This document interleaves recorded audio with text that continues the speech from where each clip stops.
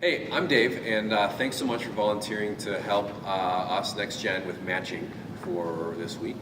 This is the instructional video on how to do the experiences we have lined up for the second week of Next Gen matching, which is this Wednesday, September 18th. I'm going to run through the kind of the general schedule for the night, and then I'll go through each of the activities one at a time. We're going to do 2 activities in the evening. So again, thanks for helping and thanks for watching. Let me dive into the schedule for the evening. Please be here at 6:15 and meet me in the window room, which is the same place we met last year or last week if you did any of those. And I will give you your materials and answer any questions you have about the experiences we're going to do for the evening. At 6:45, we'll be done there, and you can go to the room you're assigned to and familiarize yourself with the room, set up any materials you need to do. And then at about 7:10, come back upstairs, and we'll be doing our large group welcomes from about 7 to 7:20. So about 7:10, come upstairs. If you're assigned to a middle school group, come up to the window room. If you're assigned to a high school group, come up to the chapel. And then what we'll do is when we dismiss the different groups, you will lead your group down to where you are. So if you're with the middle school guys, when we dismiss the middle school guys, we'll recognize that you're in the room, and then they will follow you down to the room you're going to as a way to get everybody everywhere. So that's at 7:20 when we split.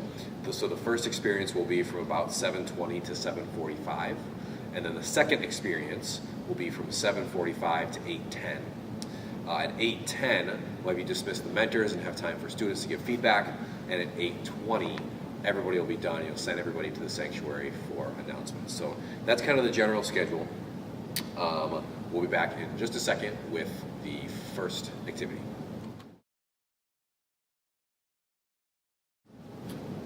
All right, these are the instructions for the first matching activity you'll do. It's called Big Bad Wolf, and you will get this instruction sheet in your email, and then we'll also have one for you when you come to the window room at 6:15. So if you don't bring yours, that's fine. We'll have one.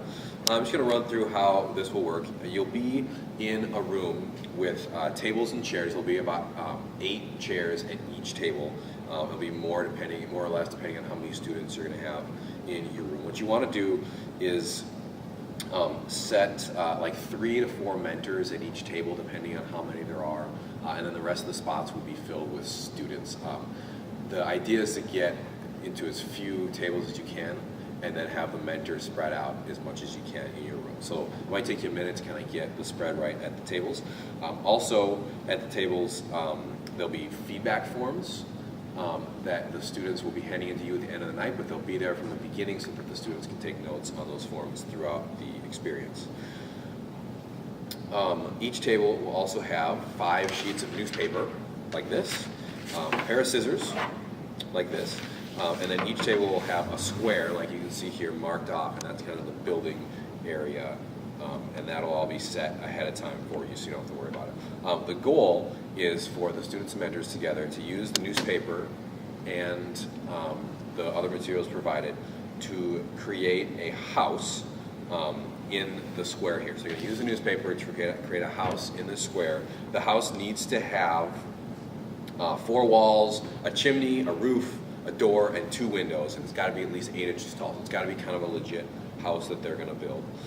And the deal is that only mentors can actually build the house inside the square. Students can do examples or can help with the building outside of the square, but mentors are the only ones who can actually build the structure inside the square. Now on the other side, mentors can't take over and plan the building of the house. Students have to be the brains behind the operation. So this is where you need to explain that and then enforce that mentors can't be kind of just taking over the whole experience, but also students can't be doing any building. So they have to work together to kind of students come up with the idea and then mentors be the ones that hands-on build it. After you explain that, you'll give kind of the other materials, which is this piece of tape. So you'll each have a roll of tape, and you'll go around and give about 1 foot or 18 inches of tape to each group, and that's the tape that they'll get to use along with their scissors and paper to build their house on the table. When you have everyone at the right tables and with their tape ready to go, you can have them all start at the same time, and then once they start, every 3 minutes about, have the mentors that are at the table get up and switch. So have them move to the next table, and then those mentors move to the next table, and so on, so that all the mentors get switched to a different group of students. The students will always stay at the same table, but every 3 minutes you'll say switch, and the mentors will get up and move to the next table, and a new set of mentors will come in. Using the same rules, the mentors have to be able to build, and the students are the ones with kind of the brains and the idea behind the whole building of this house. So they'll have about 20 minutes to do this, and when there's 5 minutes left in kind of the allotted time for this experience, so that'll be about 7:40, have everyone stop working, and then this is where the big bad wolf comes in. You are the big bad wolf, and your job then is to go around and try to blow these houses down, okay? So with your own breath, try to blow these houses down, not off the table. You're not going to try to blow them sideways off the table. You're going to try to blow them so that they fall down. So from on top or from a kind of a downward angle, you're going to try to blow this house down like the big bad wolf. Get it?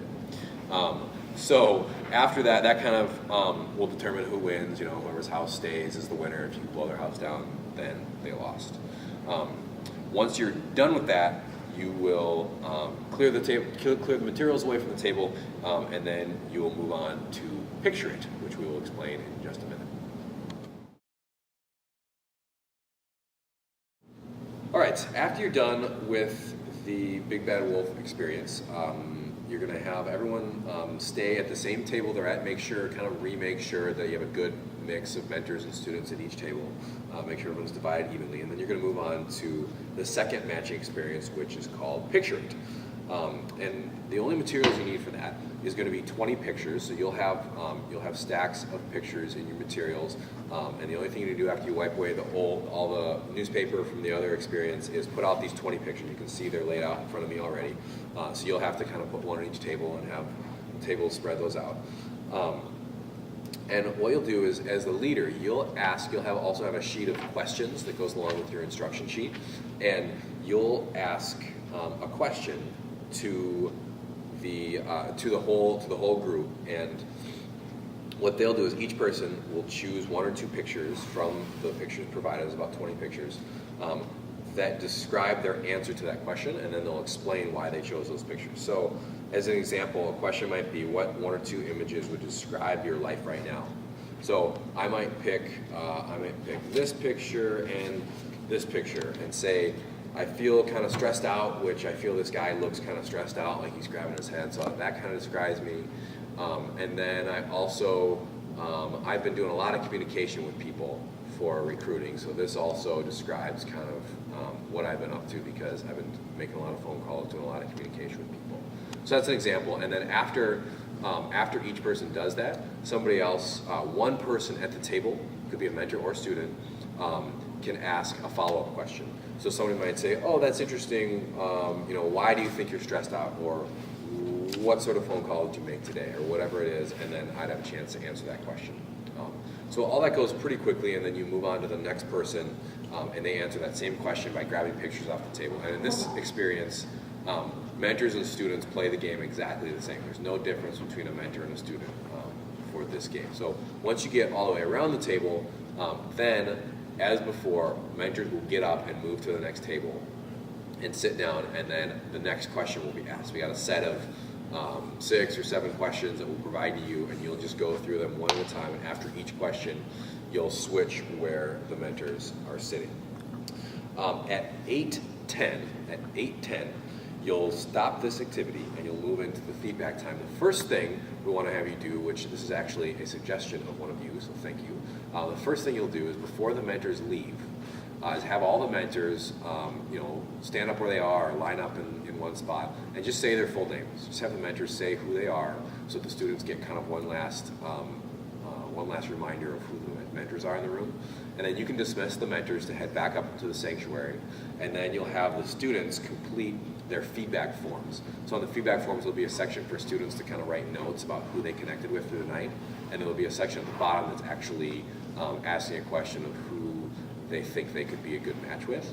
So then that's the part they need to make sure to fill out at the end. The notes part, they can do whatever they want with during the experience, and then the final question about the mentors they want to connect with again, you'll have them fill out in those last few minutes, and then make sure everybody has their name on that as well, and then hands that into you at the end of the night, and then there'll be a manila envelope that you'll put all those completed feedback forms in from students at the end of the night and then turn back in to us.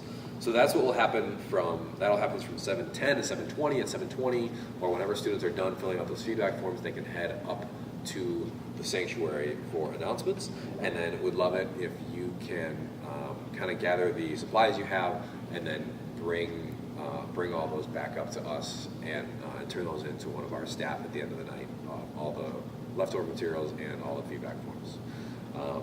That's it. Thanks so much for listening, and we'll see you at 6:15 in the window room on Wednesday.